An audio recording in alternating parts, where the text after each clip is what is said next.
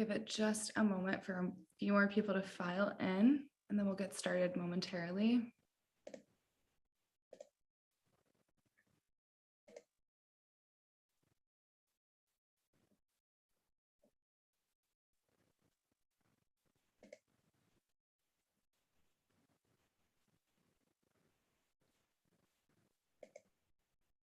Okay, great. I think we can get started. Hello, everyone. My name is Audrey Bullis. I'm the Programs and Communications Associate at the Tahrir Institute for Middle East Policy, or TIMEP. It's my pleasure to welcome you to our newest virtual panel, Governance and Growth, the Role of International Financial Institutions in the MENA region. On March 23rd, the IMF announced that Egypt had made an official request for support. And while the IMF framed Egypt's appeal in terms of Ukraine-related financial pressures, the real problem clearly runs much deeper. Despite receiving approximately $20 billion in IMF assistance, grants, and bilateral loans since 2016, Egypt has failed to achieve its reform targets, and the IMF appears content to ignore some of its own stipulations. Too often, international partners working with MENA countries approach economic and political reform separately, overlooking how the success of market reforms depends on political conditions and how loan conditionality may be used to promote positive governance. Egypt's experience illustrates that the problems that arise when international financial institutions neglect to include governance considerations such as democracy, accountability, transparency, and the rule of law in their loan terms, a lack of conditionality that is easily exploited by regimes to whitewash their problematic political records. So with the IMF and World Bank's annual spring meetings fast approaching, and Egypt, Tunisia, and Lebanon all currently in IMF talks as their already struggling economies confront the shock of the Ukraine crisis, a political economy perspective is necessary to consider the potential impact of international financial institutions reforms in these three countries.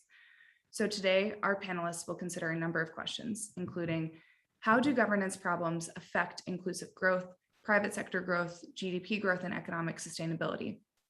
What political conditions are necessary for inclusive and comprehensive economic reform? And finally, how can international financial institutions meaningfully establish conditionality to promote positive governance among creditor regimes across the MENA region? Before we begin, I want to remind our audience that today's conversation is being recorded. You can follow along and live tweet with us using the hashtag TimeUpEvents on Twitter. And as audience members, we of course invite you to submit questions using the Q&A function at any time. So without further ado, it's my pleasure to introduce today's moderator, Maya Jbeli. Maya is the Levant Bureau Chief for Reuters, covering Lebanon, Syria, and Jordan. She was previously the Middle East correspondent at the Thomson Reuters Foundation, where she reported on climate change, socioeconomic inclusion, and technology across the region. Maya, the floor is yours. Thank you so much, Audrey, and thanks so much to TimeUp for hosting what is sure to be a very, very timely discussion today. So we're going to be discussing the role that the international financial institutions have played in the Middle East and North Africa with three key examples, and whether in these countries, these institutions have facilitated inclusive and sustainable growth, or if they've in fact contributed to funding wasteful systems and turning a blind eye to these glaring governance problems. So before I introduce the speakers, some very quick housekeeping as well. So we have a lot to cover today, and I see we have a very full participant list. And since I would love to take some questions from the audience, please do drop them in the Q&A as you come up with them, so I have an idea of the volume of questions that we'll be dealing with. I'll also be asking the speakers to be generous with their wisdom, but concise with their words, so that we can have time to get through all of the questions, mine and the audience's. So without further ado, I'll be introducing our speakers. Timothy Kaldis is a policy fellow at TimeUp. He researches transitional politics in Egypt, regime survival strategies, and Egyptian political economy and foreign policy. Sara Saadoun is a senior researcher and advocate in the Economic Justice and Rights Division at Human Rights Watch, researching the economic drivers of human rights abuses. Nabil Abdo is a senior policy advisor for Oxfam International's Washington, D.C. office, and his work there focuses primarily on the IMF and inequality. And last but not least, Hamza Madab is a non-resident scholar at the Carnegie's Middle East Center, where his research focuses on the politics of economic reform, development, and security in Tunis and North Africa. So our first round of questions will be a little bit of a scene setter, so that we understand each context. We can explain the relationship as well between governance problems and an inclusive, sustainable, growing economy in each one of these contexts. So I'm going to turn to Tim first. Egypt is returning to the IMF for the fourth time in 6 years. What does that recurrence tell us about the IMF's efforts to improve governance and promote a sustainable economy in Egypt in the short and medium term? How would you grade those efforts? Thanks, Maya. I think I would grade those efforts as really suboptimal. And I guess the issue fundamentally is we've seen not only, as Audrey mentioned, $20 billion come from the IMF to Egypt over the last 6 years, but a lot of exaggerated praise of their performance, predicated primarily on the fact that they posted modest GDP growth and undertook a number of austerity reforms that had been on the IMF's wish list for decades, such as the removal of energy subsidies.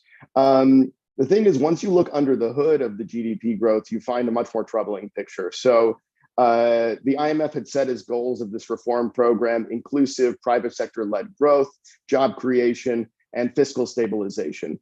And on all four counts, we find that the performance is not up to par. So as for inclusivity, poverty has actually risen since the 2016 reform program came into place, rising from 27.8% and currently at 29.7%, with many people suspecting it's actually higher than that, as those figures were compiled before the pandemic hit. On top of that, the private sector has actually contracted for 63 of the past 72 months. So we're not seeing the private sector-led growth for sure. And as far as job creation, labor force participation has been in steady decline, especially for women, who dropped from 23.2% to under 16% at this time. And finally, for fiscal stabilization, while Egypt successfully built up a large amount of hard currency reserves, most of that was drawn from debt. And every single time there's any sort of concerns around Egypt's economy or the global marketplace, because Egypt depends so heavily on short-term hot money, buying short-term treasury bills, there's a mass exodus of dollars that sends Egypt running back to the IMF for yet another bailout, as is the case currently. And so what you're finding is that on all of these metrics that the IMF had set out 6 years ago, Egypt has failed to live up to any of them. And so what Egyptians have experienced is the pain of austerity without the gains that were promised to them. And that has a lot to do with their failure to engage seriously with the governance failures that deter investment, that deter market activity, the dramatic expansion of military-owned companies that have aggressively driven out private sector actors, the failure to reform the judiciary, very poor rule of law. Egypt ranks 136 out of 139 countries and the lowest in MENA. The issues surrounding a lack of access to information because of the blocking of hundreds of websites, the jailing of journalists. These sorts of things make it very difficult for an investor to accurately get an idea of what's going on in the country and make sound decisions based on that information. And so on a whole array of issues, we're seeing that the failure to center governance reforms in the programs leads to just a lot of economic pain for the population and not the economic results that were set as goals. Thanks, Tim. I'll turn to Nabil now, because Lebanon is at the beginning of its journey with the IMF. It just signed a staff level agreement a week ago that could give it access to $3 billion over the course of 4 years. So when you look at the governance problems that Tim raised and the fact that they were not addressed, many of them are also they run parallel with what Lebanon has been dealing with. So how has bad governance contributed to an unequal and unsustainable economy in Lebanon? And are you worried that the same issues that Tim raised, the fact that there wasn't any improvement on these key governance issues, are going to repeat themselves in Lebanon as well? Yeah, thank you, Maya. So, I mean, indeed, I think we can say that failing governance has contributed to the massive economic failure that we have been witnessing for years and now culminated in the collapse. However, despite this critical importance of governance, I'm personally wary of making it like the original sin behind what we are witnessing. Because, I mean, basically it assumes that the reforms that many say the successive government failed to make are actually desirable reforms. And what the country needs is not new policies, but more competent people to enact them. And this, in my opinion, I think is inaccurate and concerning.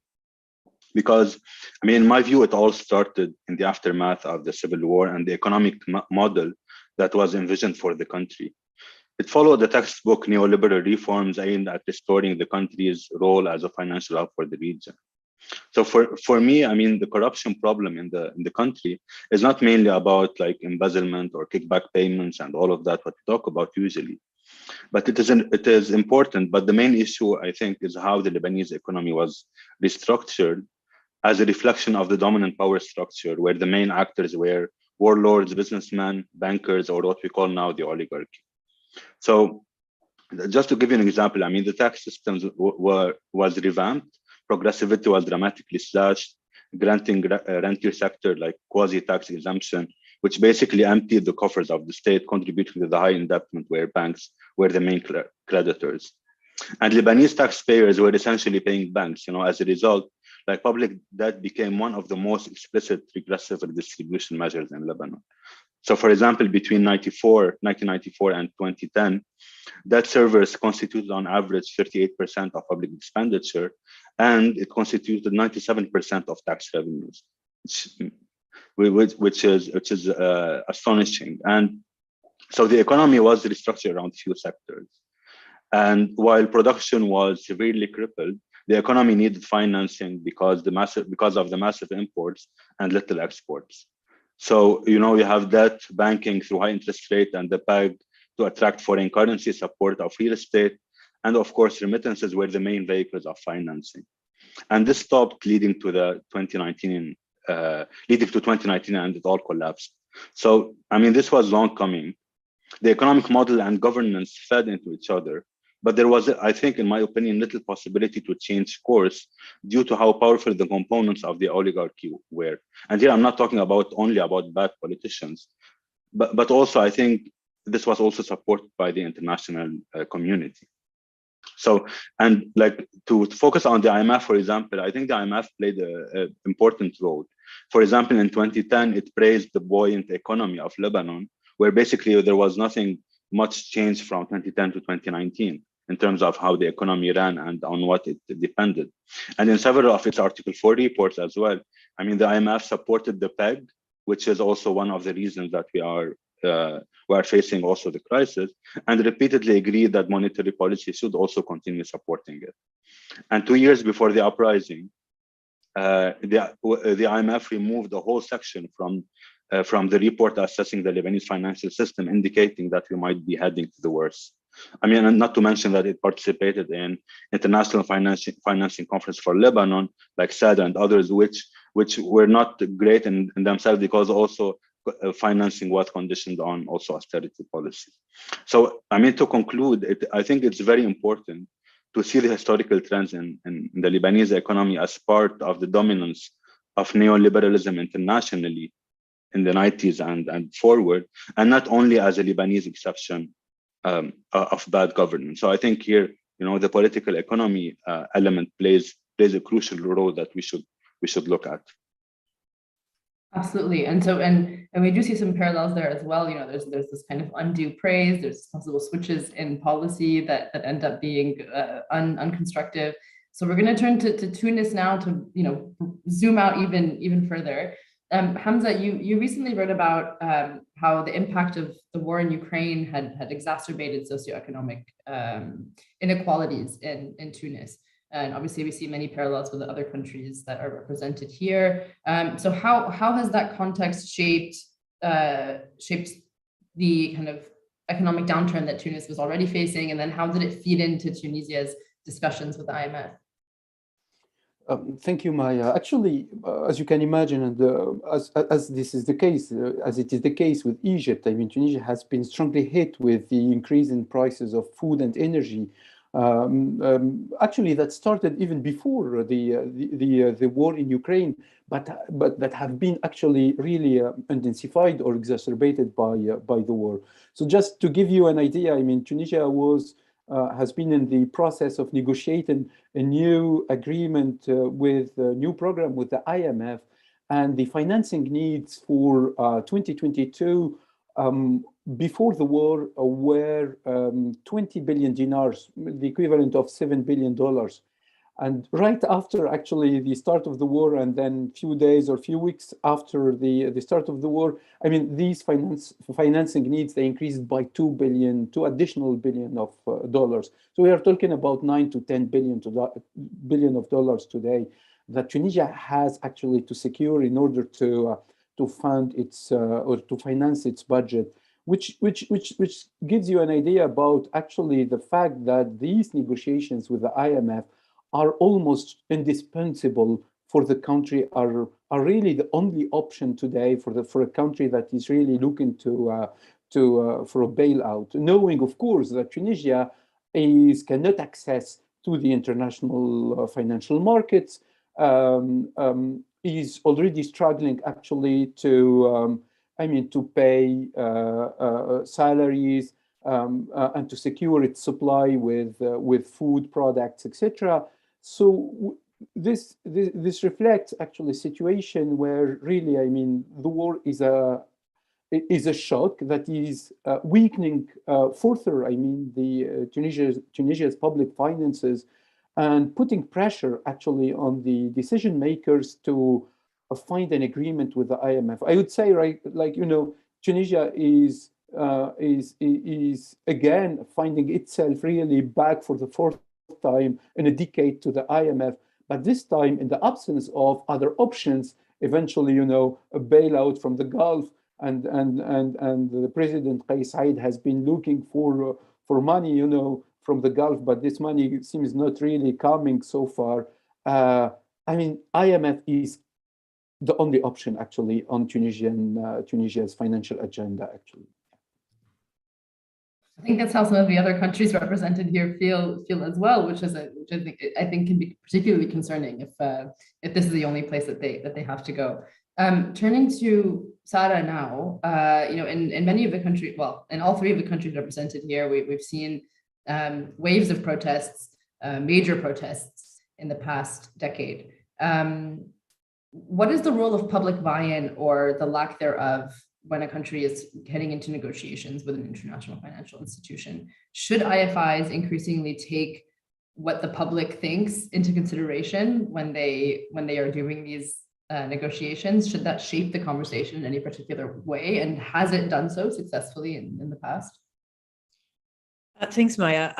I think the public plays an incredibly important role, and public protests play an incredibly important role in these negotiations, because the negotiations happen essentially behind closed doors between government officials who very often represent the interests of an elite that could be benefiting from kind of deeply unequal and unfair economic systems that are driving the underlying problems, and IMF staff who are mostly interested in reducing debt, whichever, you know, however possible.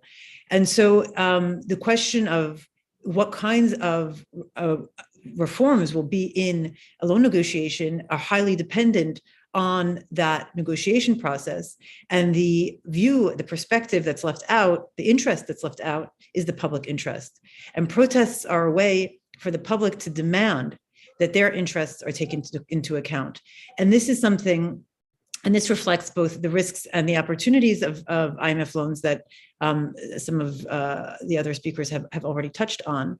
I mean, the risks are obvious. Austerity, I think all three speakers touched on how they make the poor poorer, essentially, and make it the cost of living higher, and make it hard to afford basic goods. And that's, you know, one of the ways in which IMF reduces debts is by cutting goods and services that are essential for low-income people. At the same time, there are underlying governance reforms or other reforms that the IMF is in a unique position to advance with these loans, particularly in recent years, as the IMF has given much more attention to issues like corruption and governance. And I think that having the public engaged is an opportunity to advance that. Thank you. Thanks, Sara. Thank you guys for staying to the time. I'm very appreciative. So we're gonna kind of carry on from Sarah's comments and talk a little bit more about the political context in each one of these countries. So I'll bounce back to Hamza, because actually, the kind of most public, the most immediate public manifestations are happening right now in Tunis. So, we've seen kind of a takeover of the executive since last year. President Kais Saied is ruling by decree. Just last month, he dissolved parliament, and now we're seeing new protests as a result of that. So can the reforms that the IMF has recommended for Tunis, which include equitable tax reforms, strict control over the public sector bill, smarter subsidies, and among other reforms, can those be undertaken in this context? Well, I mean, this is a very important question, Maya, because actually the political context is so uncertain and so shaky in Tunisia. As you said, I mean, the country since the 25th of July has been going through a political transition, very uncertain political transition after the power grab of the president, the suspension of the parliament, and recently the dissolution of the parliament, actually. So it's, I mean, the country is negotiating with the IMF for heavy reforms, as you said, I mean, related to the wage bill, to the lifting subsidy or better targeting of the subsidies, etc., and then a tax reform in the context of high political uncertainty. And I think this brings or make things even more complex or complicated in Tunisia. I think, just to give you an idea, today the president and the government, but mainly the president, because at the end of the day, this government is really appointed and accountable to the president. Actually, the president is facing a dilemma in a way. I mean, the poor public finances are depriving him of resources that could allow or would allow him to concentrate power, to reestablish or rebuild the political system, to implement his roadmap, and of course, I mean, to even to pursue this let's say authoritarian reversion he started with since last year. But at the same time, actually, so he, I mean, this is, I mean, the president and the government, they need to adjust or to proceed to fiscal adjustment, because simply they don't have really enough margin of maneuver, concretely speaking, or from a public finances perspective. And this will come with a cost, and the cost for sure will be social anger, will be social tensions, etc. But on the other hand, the problem is that refraining to do this fiscal adjustment, because the president is so jealous and so afraid to lose his popularity, and because he's also, I mean, counting a lot on his, populist stance, populist discourse, etc. So refraining from operating this adjustment is simply unsustainable or impossible to sustain from a budgetary perspective, if I would say. So this is the dilemma, actually. So we are in a situation where the country has, or the government and the president, they are finding themselves in need or obliged to proceed with tough reforms, but with really costly reforms from a social and political perspective. But at the same time, they don't want to, and they don't have the capacities to do this. So far, the president is actually keeping a certain distance, keeping himself at a certain distance from the discussions with the IMF and negotiations with the IMF, and keeping or giving the priority in the discussion and in the implementation of these adjustment measures to the government. So you see a sort of jeu de rôle, they are trying really to manage the social anger, but at the same time, the president is using a very aggressive discourse, very aggressive speech. I mean, blaming, speculators, traders, greedy traders, etc., and overlooking totally and completely the fact that Tunisia today is simply going through a tough fiscal crisis, and the country is lacking really resources. Thank you, Hamza. It's again an interesting point of comparison with Lebanon. The information minister today came out after a cabinet session and kind of listed out the different things that the cabinet was planning on doing in terms of banking restructuring reforms and things like that. He formulated it in a really funny way. He said, as soon as we send all of these laws to Parliament, then we will have done what we need to do in terms of the IMF. So he's kind of saying, you know, the cabinet will have done what it needs to do, but then it can be Parliament's problem. So, you know, it's also a matter of, you know, that political fragmentation in each side trying to point out who else is supposed to be responsible. So turning to Nabil now, I mean, the different things that the IMF has asked of Lebanon are reforms that, you know, that have been part of the financial recovery discussions for the past 2 years. It's you know, people here have almost gotten sick of hearing about, you know, banking restructuring and banking secrecy and all these things, the capital controls, you know, we've just been hearing it for 2 years. The difference now, what's interesting to note is that the staff level agreement was reached 5 weeks before Lebanon is supposed to head into parliamentary elections. Does the electoral context shape those discussions in any way? Can the political class try to benefit from that kind of an agreement? And should the IMF be aware of these kinds of political timelines when they're coming to these kinds of agreements with governments? I mean, they are aware. It's not a secret. But I think, yeah, I mean, there's no certain answer, you know, for how this has influenced, but I think one can read a bit like between the lines. I mean, like you said, the timing of the staff level agreement was definitely interesting. I mean, it came, yeah, like just before the election, which can be interpreted as a nudge of support to the outgoing government and to the ruling elite by extension. And many have pointed out how the same happened prior to the 2018 elections with the Sadr conference. And also IMF was part of the Sadr conference too. So the staff level agreement, I mean, revealed for the first time that the loan amount will be $3 billion. Before that, everyone was speculating. And this is an important amount. I think it's over 300% of Lebanon's quotas at the IMF. So, and the announcement of the agreement can be seen, you know, as a win by the government, especially that it is one of the main tasks of the government, and that the discussion have started like 2 years ago. So it is likely to be used in the campaigning of parties in power. But I think second, and this might be interpreted in two opposing ways as well, but for me lead to the same outcome.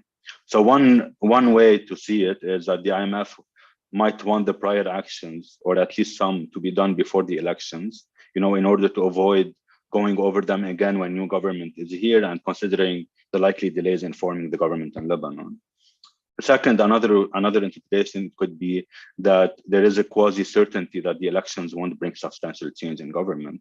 So we will have the same. But regardless, I mean, both scenarios or both interpretation point towards overriding the democratic process, which is concerning regardless of how genuine we think this democratic process is.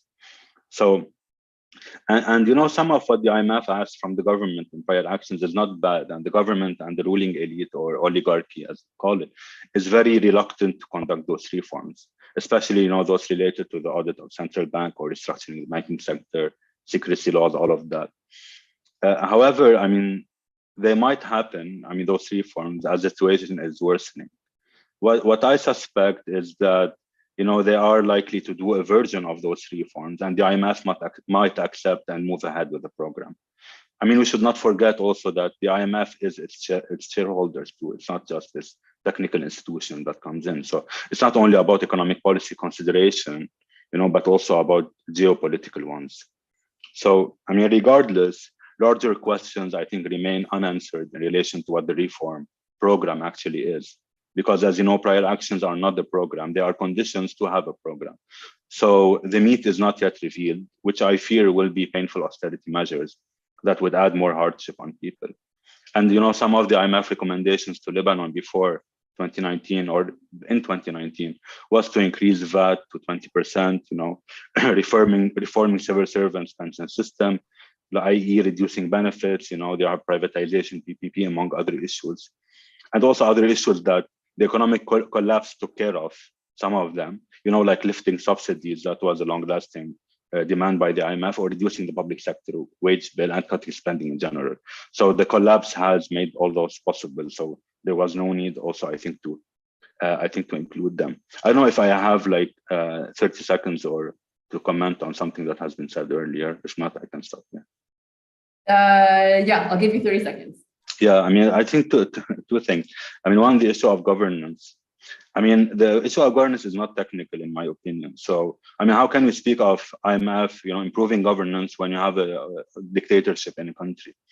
So, I mean, what can you? I mean, if you do transparency laws, yeah, then what? And then people can't like follow up on them or do anything. So, I think that it's a larger problem, and not to have governance, as this technical issue. And the other thing is about, the alternatives, right? So in many instances, there's no alternative to IMF program, to anything, but it might be.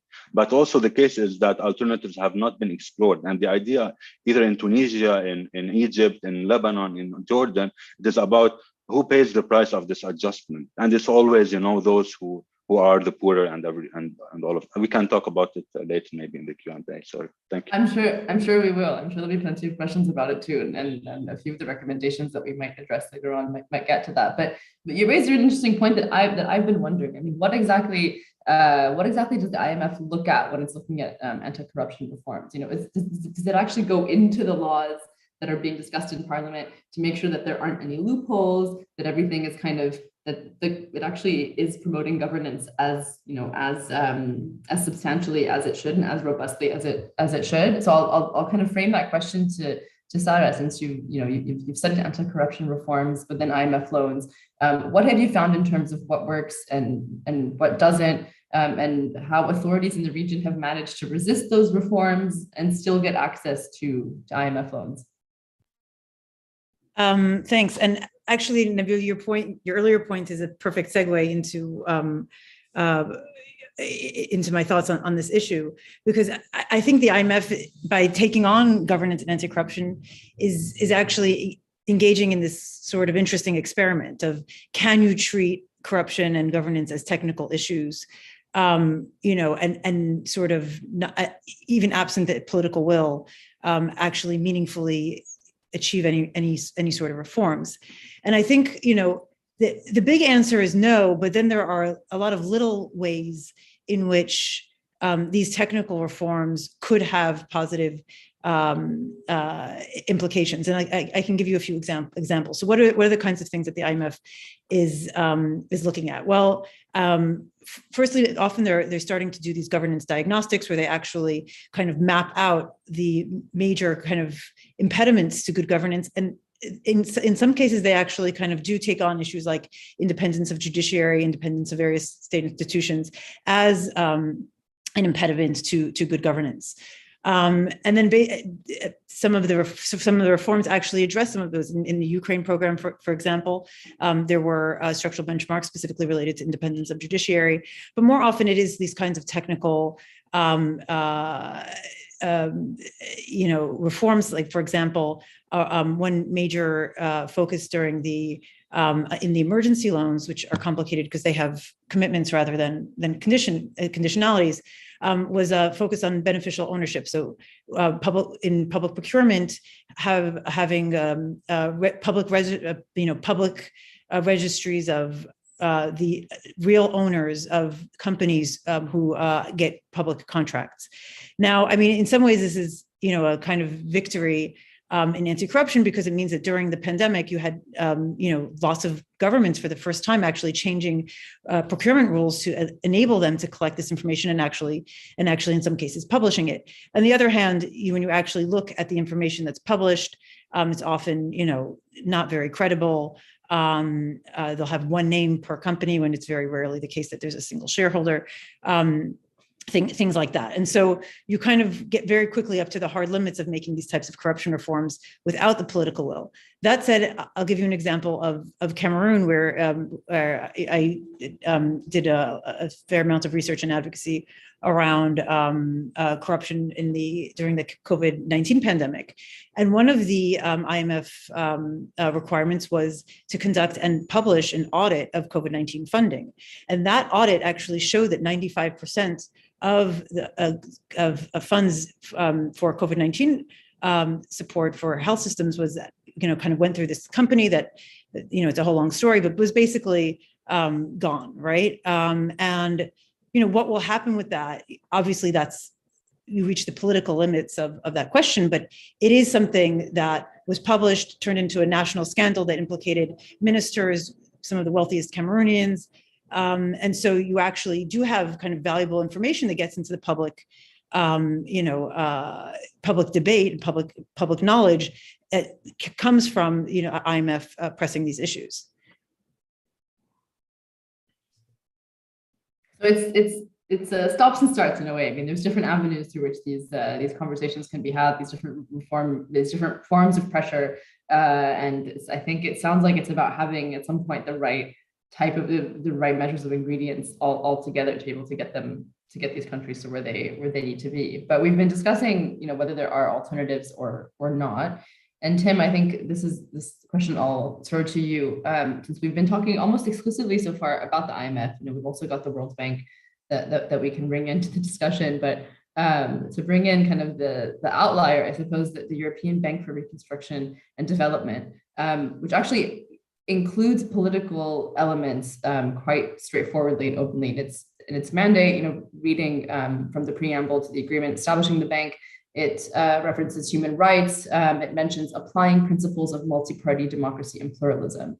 The EBRD is also, deeply involved in Turkey, is deeply involved in Egypt, which don't tick the boxes when we're discussing human rights and multi-party democracy and pluralism. So, as a funder and as an IFI, how would you compare their efforts with the IMF and the World Bank? Do they fail even more because they're setting out this explicitly political mandate and then falling short of it?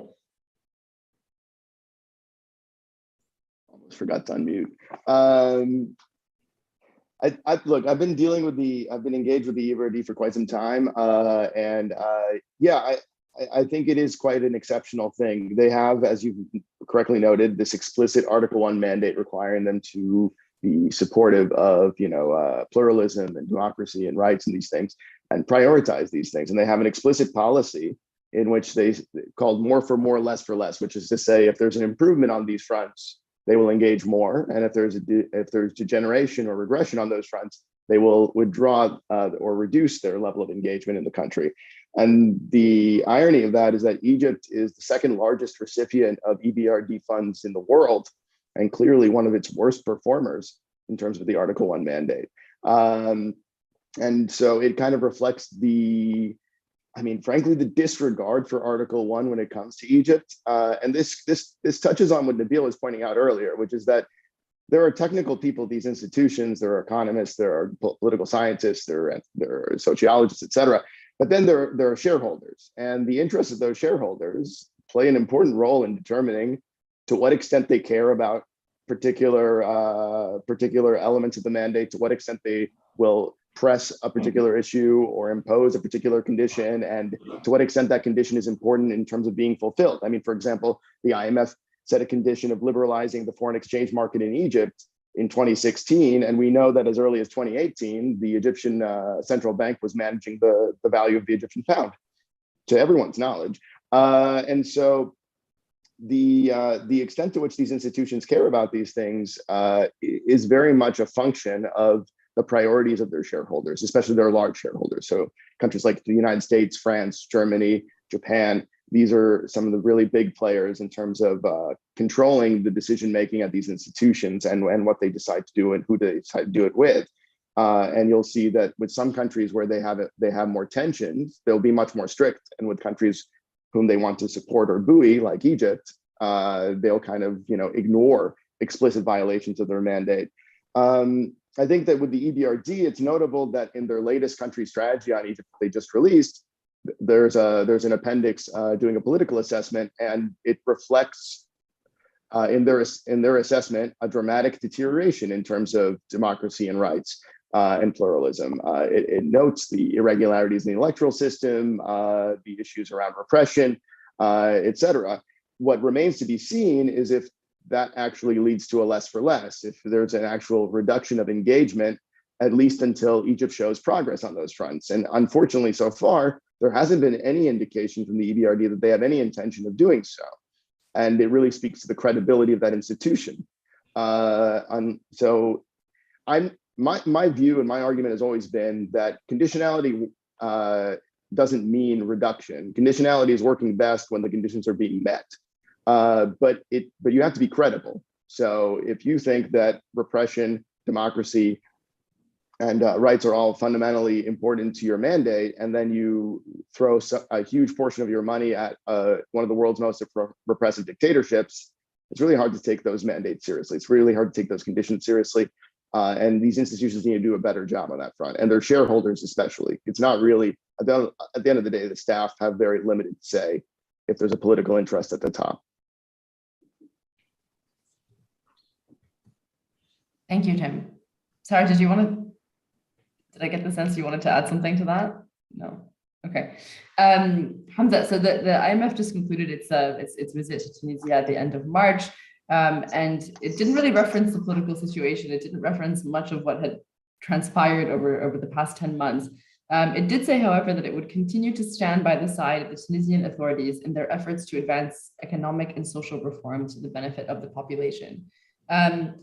How was such a statement interpreted in Tunis publicly? Did they get interpreted as kind of an endorsement of the political situation, of the political trend? And should the IMF care about having that kind of loss of its credibility or that kind of loss of public trust in the process if they're seen as, endorsing a country that's undergoing that kind of a takeover? Actually, it's we are touching up on a very, very important discussion or point that was raised by Nabil and Tim, which is that IMF is not only a technical institution, and we need to take into consideration, the geopolitical aspect. Because in the case of Tunisia, it's a case in point, if I would say. It seems like the IMF is really walking a fine line today in its negotiation with Tunisia. It's from technical perspective, the IMF wants to have and has been asking for months and for almost 1.5 years now for an internal agreement between, Tunisia's government and, the labor union, the business union, etc., which is from a strategic or tactically speaking in the negotiation of the IMF, it's something very interesting because they decided to include or to have the approval and the backing, the support of the UGTT, the labor union, for eventually an agreement or before actually having an agreement or achieving an agreement with the government. This is understandable in a way that the IMF has always perceived the UGTT as a veto player that spoiled the previous agreements. And actually, this is what the previous governments failed to do. I mean, achieving an agreement with the UGTT. And today, the President Qais Said is really struggling also to have an agreement, knowing that with the UGTT, knowing that he doesn't want to include the UGTT in his, process or rebuilding process in his political roadmap, etc. So the IMF wants, I think, for credibility reasons, but also for reputation reasons, they want really to neutralize the veto players, and meaning here the business union and the labor union actually. Now the politicians are refraining to do this, and the president is really rejecting, and the government are both rejecting actually, and especially the president is rejecting actually this way of doing things. But at the same time, we can see that the IMF doesn't really want to abandon Tunisia. Abandoning Tunisia is not an option, and meaning abandoning Tunisia is a default in Tunisia is not an option, simply because the shareholders behind the IMF are really, it's too risky in terms of security, migration, and all other consequences of default. So they are both actually technical aspects and geopolitical aspects are combined in this negotiation between the IMF and the Tunisian authorities. And I think the fact that Tunisia is going through this very uncertain political transition brings more uncertainty in a way that the IMF is the big elephant in Tunisia's politics room, if I would say. in the sense that everyone is asking, or there is a big question mark on to what extent the IMF will accept to agree or to have an agreement with with Tunisia today if the situation, the political situation is not settled. If the new architecture, the new constitution, the new institutional setting is not clear, actually. That's a big problem. And I think here there is a matter of timing. And many actually observers and analysts, actually they understood that the IMF is also a card that the shareholders and the international community can play to put or to have a leverage on the president in a way to, to contain or to influence the political roadmap. Thank you, Hamza. Very, very well said. And I think one of the, again, parallels with Lebanon is that in the recent negotiations with the IMF and in the past couple of months, the IMF has also had consultative meetings with effectively civil society groups, so different representatives of depositors, of kind of the people outside of the political class and outside of government that have an interest in how these negotiations go. So Nabil, have those discussions or have those consultations with people outside of the government, have they proved fruitful? Have they pushed, have they possibly shielded against some of the concerns that you had raised regarding austerity measures and how that's going to affect vulnerable populations? Or is it just a series of meetings just to say that those meetings took place and then they don't really affect the process? I mean, before answering your question just on Tunisia, I think also it's really interesting that in its public statements, the IMF has practically dropped this line of the necessity to have a national dialogue or consensus on a program. Before they used to say it publicly, and since like a few months or at least 6 months now, they haven't been saying it, and which is, I think, really concerning on how things are going in Tunisia. But going back to Lebanon, I mean, yeah, I think they met some groups. Not sure how representatives or diverse of how representative of the diversity of actors in Lebanon. But I think regardless, I think there is a fundamental problem in terms of how the IMF engages with civil society. And this is not really specific to Lebanon. I mean, first, there is no mandate or policy for staff to meet CSOs, only a guidance note, so it's not mandatory. And governments, if they want to, they can ask the IMF not to meet with certain organizations. And also, it is not clear whether the consultations lead to an actual change in the program, which is another issue. Sometimes, like you said, become like box checking meetings. But I think another issue is on, who is included in the consultations, and sometimes CSOs have established relations or favored by the fund, are usually invited, and others are excluded, sometimes without any intent. So there are many issues to address, and the IMF needs to have more consistency and clear policy to make consultations with CSOs mandatory, I think. I mean, going back to Lebanon, I think what was noticeable about the staff level agreement was the absence of any mention of the need for societal dialogue about the reforms, like we're talking about Tunisia. So about the reforms that the IMF program is supposed to support. So this might be interpreted that the IMF is content with the government avoiding any kind of societal dialogue about the reforms, which I think is also concerning. So maybe in the staff level agreement, we have the mention of small depositors, which might be something positive. But I think there are larger issues at hand beyond depositors, beyond the issue of depositors. And second, I think the IMF mentioned reforms, for example, touching on civil servants and in the statement. But the regime, has co-opted workers' organizations in the public and private sectors. So when we talk about civil servants reform, in Tunisia, you have the AGTT, for example, to bargain. In Lebanon, really, there's no counterpart to bargain, which also is concerning and indicates that reforms might or is likely to hurt public servants as well. Third, and from what I observed, about what's coming in Lebanon since I left, is that there are not much substantial discussions among new political groups and general public on what it means to have an IMF program. I mean, it mostly revolves around, the IMF saving the day or forcing reforms. But I think we should see other experiences like we are doing right now.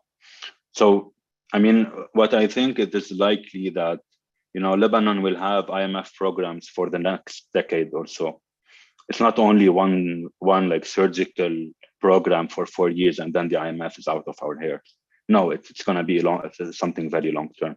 Like Jordan, they have IMF programs since 2012, and they're still under IMF programs, which also raises questions. You have like Tunisia, Egypt now, they are on the way for the third program, like Timothy has mentioned. And I mean, this means that, the country's fiscal and monetary policies will be significantly shaped by these IMF-backed programs. And I think that this is critical, especially for those running for elections, to have those kind of decisions, not only about what internally is decided, but with more levels. So I think this will shape the Lebanese economy for decades to come, and more organizations, groupings, workers, political parties, and CSOs in general, I think, need to be involved more. And in my opinion, those who are calling, for change and alternative need to force this kind of discussion and make it central to their efforts, whether in election campaigning or in general. I mean, otherwise, I think this is why the context is so important. Sorry, Nabi, I'm just conscious of the time, just to make sure that we can get to, because the questions list is growing in the Q&A. But I think this is why it's so critical to talk about not just the domestic context, but as many of you raised, also the fact that it's, there are stakeholders that are going to be thinking about what kind of political situation is going to come out of this instability in each one of these countries, and it's going to possibly, adjust their support based on that. So that's a crucial point. I know I wanted to move to Sarah quickly because she wanted to comment on something that was recently said, and then to tack on quickly, Sarah, to that, the issue of subsidies. So one of the most common recommendations by IFIs like the IMF and the World Bank that they've continued to bring up in Lebanon in other contexts, of course, is restructuring and targeting subsidies, make sure they are reaching the people that they should be reaching. But it doesn't seem like it's worked that way, especially when you look at the poverty rates that are that we're seeing go up across the region. So could you throw in your comment that you wanted to make on the previous speakers' comments, and then answer the question about subsidies? Sure, thanks. I wanted to just add on to the issue of civil society engagement and whether I think the IMF, whether it's effective, because I didn't mention it in my previously. And I mean, it's possible that I'm an optimist by nature, and and so I kind of see the positive. I think in general, obviously the fundamental approach of the IMF has not changed, and I don't think that civil society engagement is changing that fundamental approach. That said, in my experience, meetings between IMF staff and people from affected by the reforms that the IMF is considering are hugely important, and I think that's because staff are often getting information almost exclusively from government officials, and obviously they're reading media, et cetera. But I think there is a real value and power to having the ability to for people to express in their own words, how they experience the situation. And I think the IMF actually is getting better, and I agree that there are still tons of problems, and it's far too limited about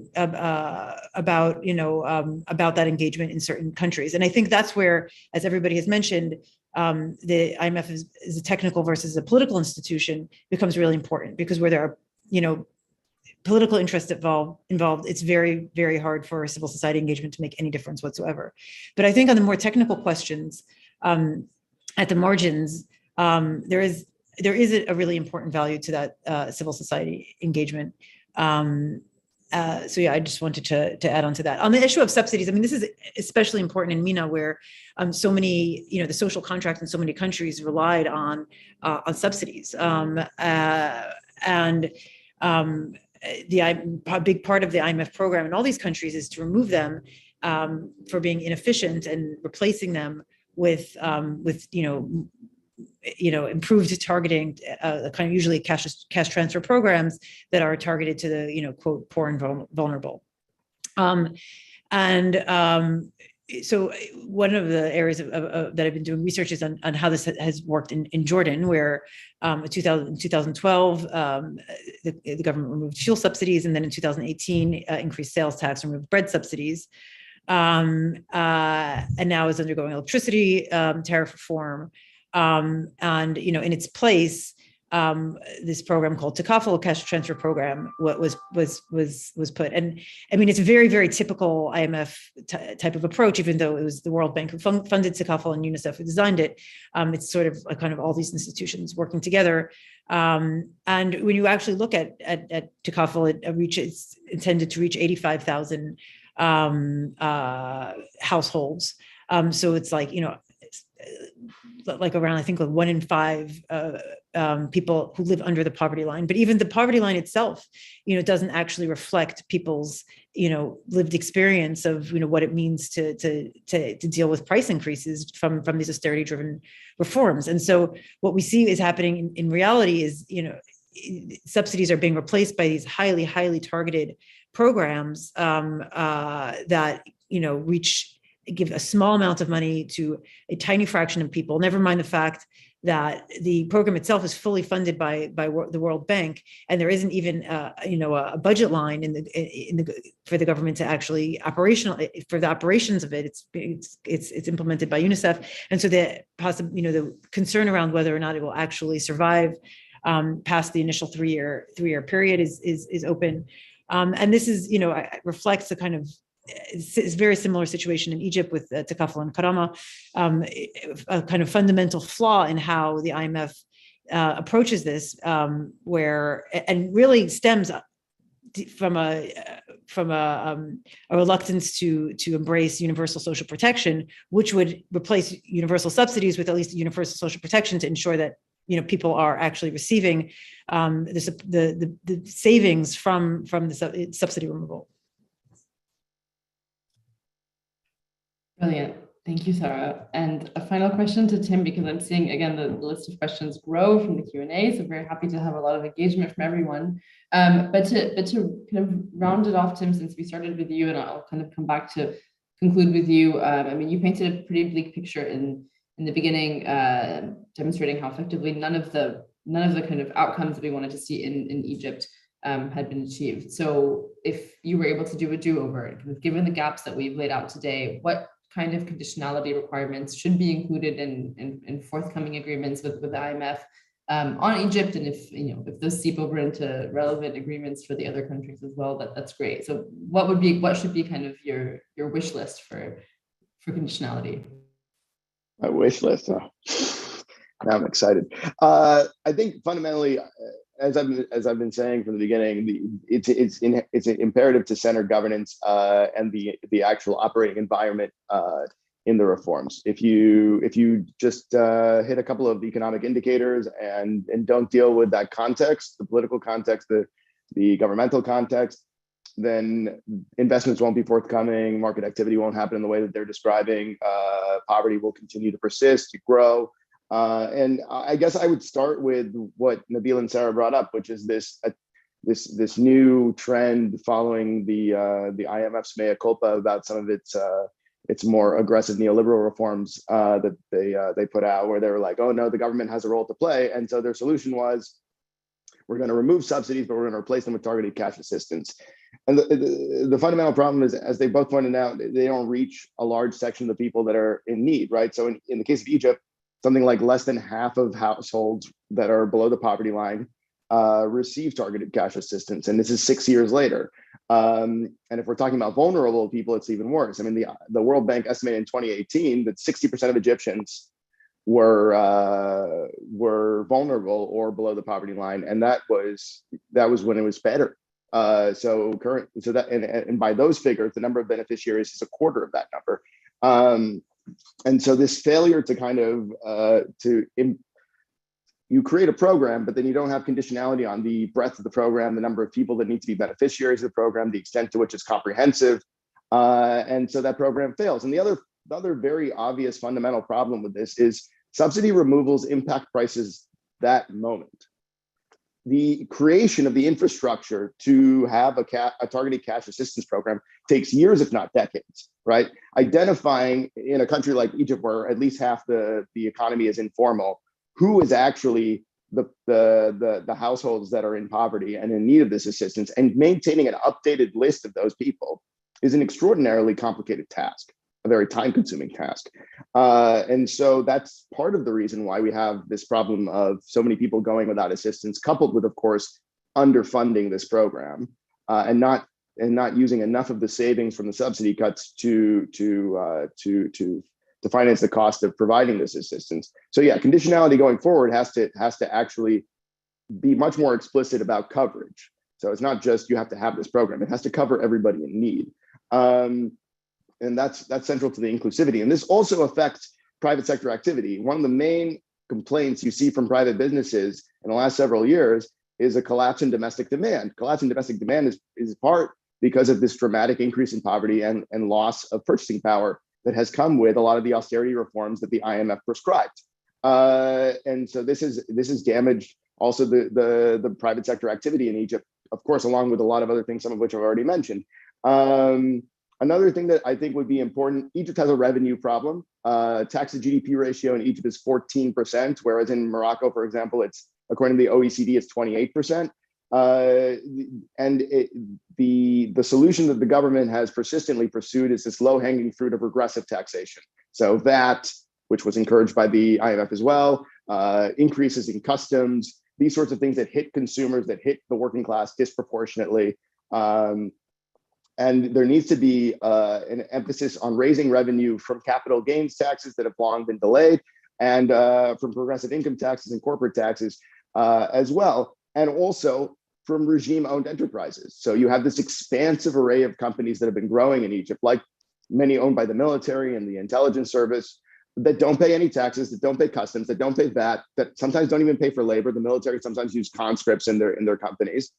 And besides the fact that this is eating away at the revenue that the government should be receiving from these market actors, and their profits don't go to the state. It's not like a state-owned enterprise where the state controls their profits. Military companies' finances are opaque, and they get to use their money however they please. So there's no public benefit. There's only the negative market distortions. And so bringing those companies into the light, making sure their finances are auditable and publicly known, making sure that they're being taxed normally, and denying them the anti-competitive advantages they've been enjoying is another area of governance that I think should be pursued. And certainly judicial independence reform, as we saw in Ukraine, is imperative. I mean, the judiciary has been problematic for a long time, but it has deteriorated substantially. And the government, first through legislation and then through a constitutional amendment, has sought to subsume control over the higher courts under the presidency in the last few years. And according to the World Bank, it takes 1,010 days on average to execute a contract in Egypt. It's a really unmanageable environment. I did business in Egypt. You sign a contract just so at the end of, in the middle of the deal, people would know, oh, we agreed on that. It wasn't to go to court. Nobody's going to court with their contract unless it's like a huge amount of money or something, because it's not worth the headache. The building that my office was in, the garage, had a decade-long dispute, so no one could use the garage because the court system was so inefficient in adjudicating these things.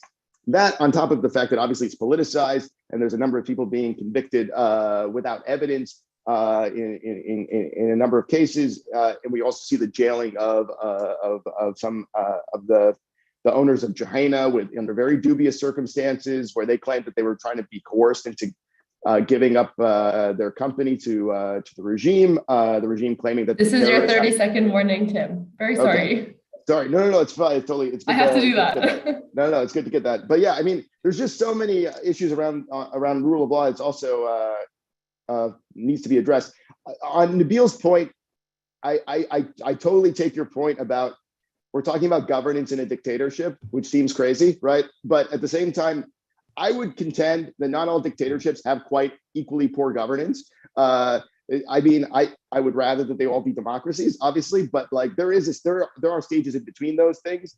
And ultimately, no international institution is going to make any of these countries a democracy. That's going to have to come from the people. But they could at least stop subsidizing the authoritarianism and help chip away a little bit at some of their nuggets of control. That's kind of, I think, what we're talking about. And time. That's your time. Okay, so we have 8 questions so far, some of which I've tried to kind of consolidate. So we have a couple of questions, and thank you everyone for submitting them, and thank you for dealing with my my harsh duties that I have to carry out today. I appreciate it. So I'm going to start with a round of subsidy questions, because I've seen a couple of questions here on subsidies, which tells us a lot about the state that our region's economies are in. So there's one question that is specifically on Egypt from Nurhan Fahmi. On Egypt, what do you think is the best way? So I'm going to read out the subsidies questions first, and then kind of you guys can put your hands up for whoever wants to answer, and I'll give you 2 minutes to answer. What do you think is the best way to address the bread subsidy problem and the crisis in wheat? Another question, the IMF argues that public subsidies on fuel benefit disproportionately rich people, or disproportionately benefit rich people, and so should be reduced or suppressed. These cuts could be compensated by social safety nets, as we've raised today. Has that compensation ever worked in a country in the Middle East or North Africa? Do we see a healthy social safety net system somewhere in our region that we could use as a model? So that question is from Jan Mend. And there's another question from Joseph Tabeli, who's asking, and I think this is a relevant subsidies question. Can you comment on the successes or failures of the IMF SDR program in general, and in the case of Lebanon in particular? And the reason that I'm kind of sweeping this under with subsidies is that Lebanon has been using its SDRs to pay for subsidies, to pay for subsidized wheat to bring in. So in this particular case, where you have a country that's using that to then fund a program that the IMF says is unsustainable and shouldn't exist, what does that mean for those processes and how healthy they are? So who wants to answer them? We've got a range here. So who wants to go first? Throw your hands up. All right, Nabil. There we go. 2 minutes. Yeah. Okay. Thanks. So just on subsidy, I won't repeat what Timothy and Sarah said, but I think there is a main issue on subsidies. Yes, they are regressive, but the problem is, I mean, rich people benefit from it more, maybe, but when you remove them, they impact everyone in society and mostly the poor. And also, what the problem with the IMF approach and this approach to subsidy is that we assume that the society is constituted of poor people and we have everyone else. But in reality, you have the rich and everyone else. So you have poor, middle class, etc. And the middle class also, they benefit from subsidies. So for example, fuel subsidies. So for example, the IMF wants to increase labor force participation for women in the region, say in Lebanon or in Jordan. When you remove subsidies, then immediately you have, cost on mobility, all of that. So people can't move, or they have difficulties to move, even like people who are not extremely poor. So the problem is, I mean, okay, remove subsidies, but we need viable alternatives, not only regarding cash transfer, which are like band-aids, but it is also about, about transportation systems, about also universal social protection system as well. So we can't do this kind of, shock therapy on people and then say, do whatever you think is right. So I think the issue of subsidy is more important than just an accounting matter. And like, for example, VAT, which is pushed by the IMF, it hurts poor people the most. But we don't care about this because VAT is really easy to collect and subsidies are easy to scrap. So there is also this kind of approach of the IMF, which is also not about building for the long term, especially, when you have options for more progressive taxes, for tax on wealth, etc. But we only have capacity to do targeting, which is very difficult, but you don't have capacity to improve your tax systems, which is ironic. So on the issue of the SDRs, I think, so maybe there's no such thing as SDR program, right? So SDRs are reserve asset that the IMF issued new 650 billion worth of SDRs, and they were distributed to countries. I mean, I can't, because I have to explain. So 650 billion were distributed to countries according to their quota. There's no conditionalities on it, and countries can use it the way the way they want. In Lebanon, I don't think we are sure that they use it for subsidies. Maybe they use it for the exchange rate, etc. We don't know. But I mean, it is a government. No, we know. We called the minister last week and we know. Really? That it was to use a credit line, the $15 million credit line for the bread subsidies, which is why we have bread in supermarkets today, and we didn't have it last week. So yeah, that's. But I mean, you can argue whether this is good to feed people or not. I think also. So it's not, things are not always clear cut. Maybe I'll stop here so I can have more time to talk later. Thanks, Nabil. And again, I'm so sorry to have to do that. Thank you. Did anybody else want to jump in on the subsidies questions? Sarah? Yeah. Sorry, go ahead, Tim. No, I wanted to raise, particularly on fuel subsidies, the importance of investing in green energy. And kind of pairing these reforms, which is, I think, a huge missed opportunity of the IMF, especially in the Middle East, which has, so much, natural, so much solar energy. I mean, it's actually astonishing that this is not, essential part of IMF reforms, given how much energy subsidies are weighing down economies and, a big part of the reforms, and without this sort of commensurate investment in clean energy. And for example, in Jordan, when they were removing fuel subsidies, 10 years ago, there was actually, and there still is, a government program to subsidize solar panels on people's houses.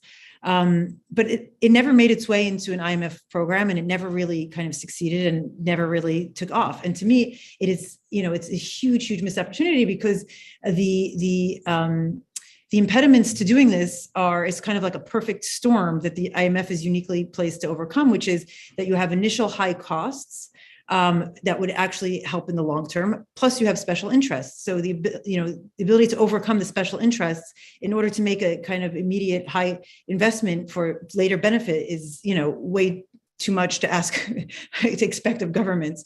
But when if we're actually a part of an IMF program, that could potentially overcome those obstacles. And it's something, and it's something that I think really the IMF is really leaving on the table, that it should not. So interesting missed opportunity there. Actually, that's great to hear. Tim, I can also give you 2 minutes. Sure, thanks. To answer Nohan's question about the bread subsidies, I mean, very simply, I wouldn't touch them right now. They're almost certainly, inflation is going to continue to rise in Egypt. People are going to come under even more pressure than they've already been under. Going forward, there's also a risk that the currency will continue to lose value, driving that even further. And the market price of wheat is astronomically high. Egypt just paid 44% more than it did last year for wheat on 350,000 tons. So any kind of reduction of support is just going to hit people way too hard right now. But just coming back to what Nabil and Sarah have been saying, the fundamental flaw is a lack of comprehensive thinking. So it's just like, subsidies are bad and inefficient, therefore let's get rid of them, and then we'll figure out what to do afterwards. And that creates kind of chaos in normal people's lives. You're talking about individuals who are living on a couple of dollars a day. So like any sort of small, like things that seem like a small shock in Washington at the IMF headquarters, 20 cents here, 30 cents there, are dramatic shifts in their cost of living. And the failure to appreciate that or to properly account for it in the policy planning results in a lot of people suffering unduly because there is a lack of planning. There is a lack of a comprehensive approach. So I agree that, people driving a Mercedes, it would be better if the government wasn't subsidizing their fuel. But the consequences of that is, as Nabil pointed out, normal people getting in a microbus are suddenly paying 50 or 100% more for their ticket. And they're getting to a job that doesn't pay them much to begin with. I mean, metro fares in Cairo at one point went up to 7 times, depending on the distance you were traveling, which is an insane increase in cost for a normal person.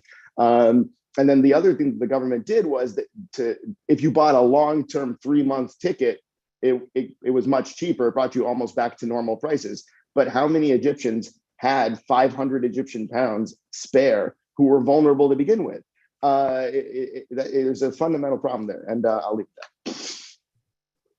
Thank you. Thanks. And just to give a shout out to the Thomson Reuters Foundation journalist in Egypt, MENA, who wrote a story actually about this issue with transition.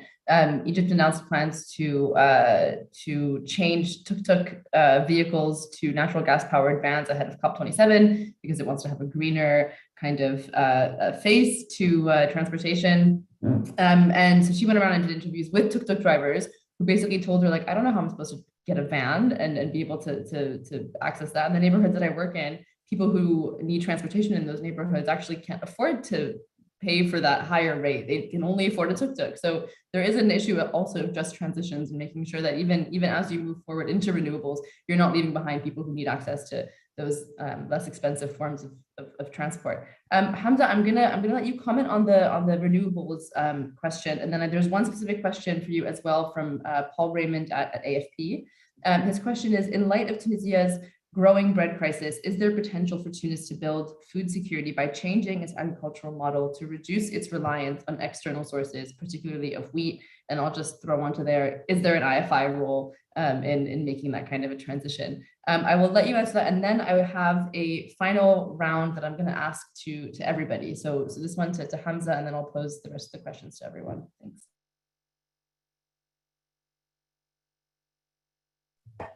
Sorry. Okay. I think our discussion on subsidies and on food, is really, and energy, of course, it's really important because simply, I think the case of Egypt and mainly Tunisia, I mean, those countries are, and many other countries in the region are suffering from the double deficit, the food deficit and the energy deficit, actually. And you can see that those two deficits are extremely, extremely costly in terms of foreign currency needs, etc., and in terms of debt. And this is actually, they generate a permanent dependency on debt and the permanent dependency on as Tim mentioned, on asking or looking for hot money. Actually, that's so I think that finding or looking for solutions and structural solutions to this double deficit is key. I think when talking about the case of Tunisia, Tunisia can do much better when it comes to food security. I mean, the country is importing 50% of its wheat, but is really not incentivizing, the local farmers to product local wheat, etc. I mean, the state is buying wheat from local farmers at cheap cost or prices. Actually, no incentive in that sense. So just increasing the prices will be an incentive to local farmers to increase their production. There is a problem of a reform of lands. Actually, there is a need for land reforms in many countries, and I think Tunisia is one of them. We talk a lot about, I mean, the issue of food security is really tied to genuinely and bold reform on land, on property rights. So that's key. Subsidies is also, I mean, related, I think, that to one key issue, which is that it was a compensation for low wages. In many countries, this is a compensation for low wages, actually.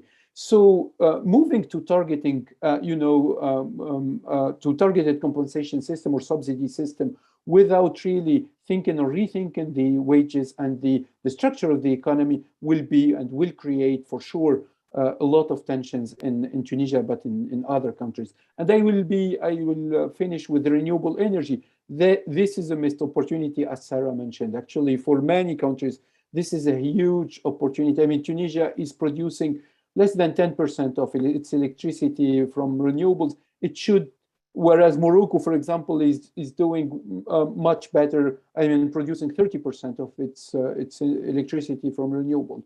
I think that World Bank also is working and focusing on the renewable energy. But I agree with Sarah. I mean, there is something, if we bring this issue to within an IMF program, that could be really a serious incentive to do concretely, I mean, reforms and to boost the energy sector. Thank you, Hamza. So we have 10 minutes left, and I have two kind of buckets of questions that I've collected from the audience.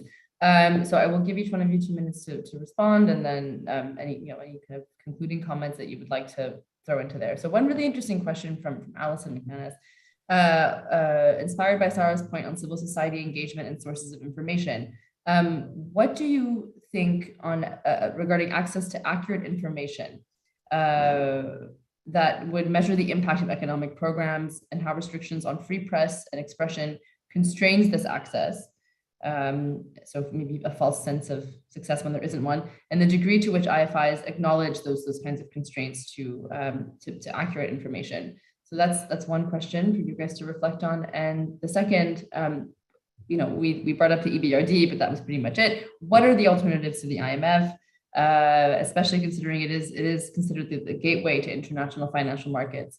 Are there particular advantages or shortcomings to other possible funders?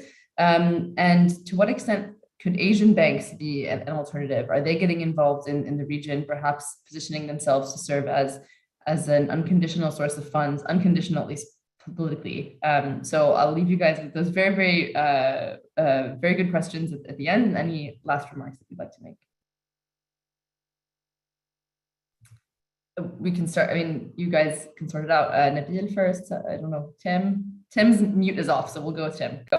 Okay, sure, thanks. I would say that on Allison's question, I think there's been a really serious failure for institutions like the IMF to engage with the dubious accuracy of economic reporting from Egypt.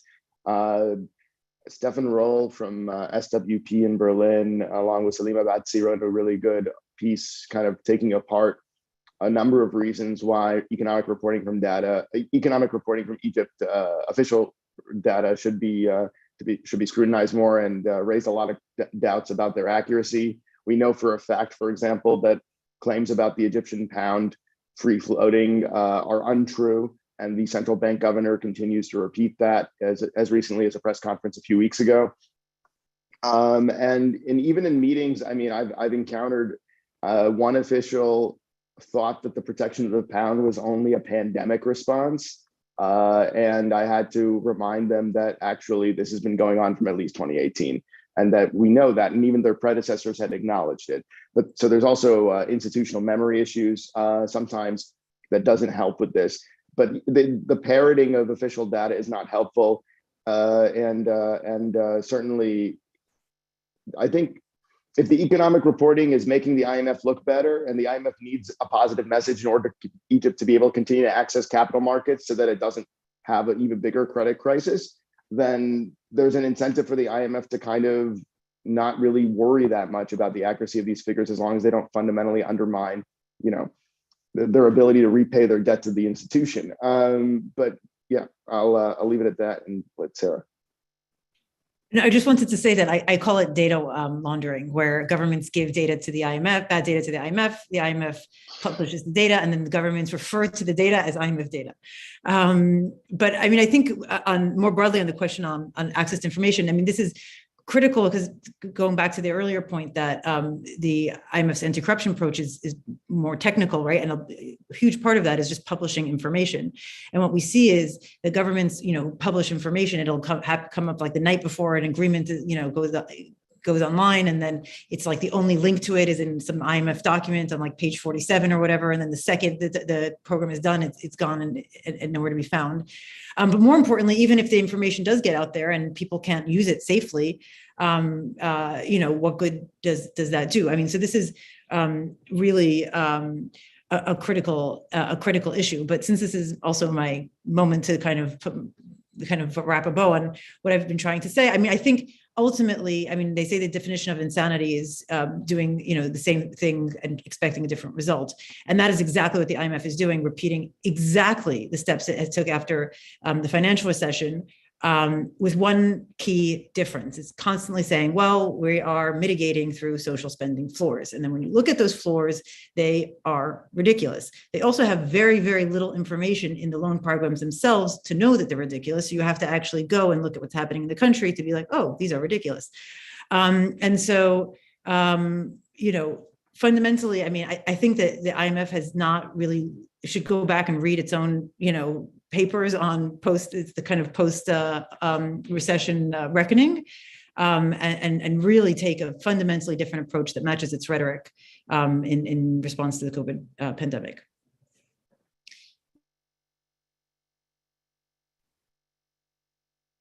Maya, you're mute. You're mute. Anyway, sure. I mean, Nabil, I'll give Nabil 2 minutes, and Hamza, if you'd like to incorporate that as well into your closing remarks, that's great. So we'll go with Nabil, and then Hamza, you'll have the floor last. Thank you. Thanks. Also, maybe on the information issue, also sometimes, you know, what also the IMF publishes, like I mentioned before, is a bargain with the government, right? So it's not always like, this is what we have, we'll publish it, like what happened in Lebanon, Article 4, the same thing. And also even, you know, the IMF, like their own independent evaluation office, they said that the IMF can exaggerate the growth projections in programs to make the program more sellable for the government. So I think also we need to take all this, you know, it takes two to tango, right? So, but what I want to say is about also the alternatives is, I mean, the problem is, I mean, with the IMF, not as in, is that sometimes, I mean, we know, like Sarah said, it's a repeated recipe. But I think what is more important, what is more dangerous or concerning for me is that there's always this feeling of fatality. You either do that or there's no way out for you, right? So I think what the IMF should do and what the governments should do, I mean, but you know, we're living in a region where we have those governments, but is that we talk about, present to people different alternatives, because you have alternatives. So it's not always about cut. Sometimes you have different policy options, but it is about, again, it's about political economy. Who negotiates with the IMF and who pays the price? So for example, if you say like Jordan, I think is a case in point. When you have IMF programs for 10 years now, and I think more, so you have effectively like a decade of IMF shaping policy with the government, and then you don't have real redistributive policies in Jordan. Why not? You know, you have a lot of income disparity, no tax on wealth, even in different countries. Why this does not happen? And you're always talking about the same topic in Jordan for 10 years while the IMF is there. And this will be the same in Lebanon or Egypt and Tunisia. Yes, I mean, the IMF wants to finance a bailout, great, but let the bailout or the program that this funding will support be you know, discussed between people, and not only about conditionalities. And then, like the IMF will come, if the program succeeds, they say there's no ownership. Yeah, how can you expect ownership when this program you only discussed it with the government in your staff level meetings? And yeah, and if it succeeds, it says, yeah, because you know the program was great and there was a great ownership. They said that on Egypt, that Egypt had a great ownership. Ownership in Egypt is an iron fist. That's what ownership. And in one Article 4 report, they mentioned, yeah, like some vested interests are opposing the reforms. Well, who are those vested interests? Also, I mean, the IMF has a role to play in that. So what I want to say is, I think we don't lack imagination. There's possibilities, and we saw, like, if countries have progressive tax systems, tax on wealth, they could have raised financing and avoided programs, but we don't do that. Why? It's a political reason, and also it's because it's more simple to cut than to raise money on the rich. Thank you. Thank you, Nabil. Hamza, closing remarks? Closing remarks, very briefly. Actually, the issue of information is extremely important for many countries. I mean, in countries where corruption is high, where the structure of the economy is rigged with the capture of the state, and many states are captured. Actually, I mean, we can think of Egypt, of course, but chronic capitalism in Tunisia, in Morocco, in Jordan, probably in many other countries, actually. So understanding and understanding the who is owning the country, and who is creates or thinking of alternatives, as Nabil was suggestion, is really key when related to deep and good understanding of who is benefiting actually from the status quo, from this the current economic situation and current economic structure in many countries. So yes, this is really extremely important, and we are in a region, unfortunately, where the access to information is really problematic in many countries.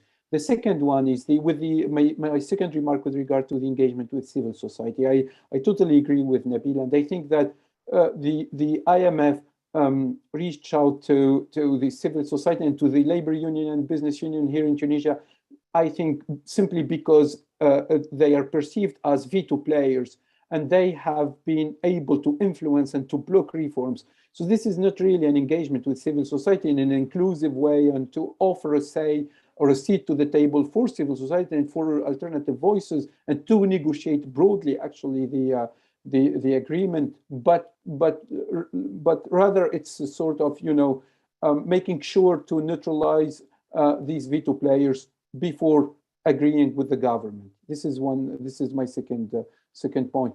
And last but not least, I think this was mentioned by Tim.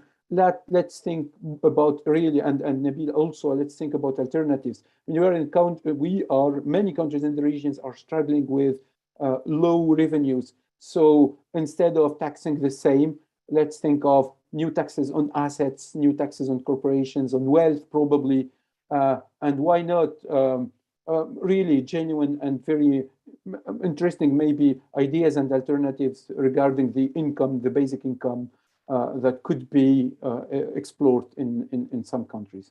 Thank you. Thank you so much, everyone, for sticking to the time. And I think I'm the iron fist in this case, but I really appreciate your sticking to a very, very tight time schedule, and you're engaging with some very tough questions. And thanks to Time Map. So I'll pass it on to Audrey now. Thanks, Maya. Thank you so much, Sarah, Nabil, Hamza, Tim, for a truly exceptional and extremely timely conversation. Thank you, Maya, for beautifully moderating and keeping everyone to the schedule really, really well. I just want to add before we close out that today's conversation is part of a larger institutional commitment on the part of Time Map to program around sustainable economic development, transparency, anti-corruption, and so much more in each of these countries and throughout the region. So we really invite you to continue to follow our work on these issues, as well as the work of each of our excellent panelists you've heard speak here today. I will be dropping in the chat where you can follow us on Twitter and keep up with each of the panelists as well. And to our audience, thank you so much for joining us and contributing so much to the discussion, because these conversations are made far richer by your engagement. And finally, a huge thank you to the Time Up team involved in making this event possible. So thank you and have a wonderful day, everyone. Thank you. Bye, thanks.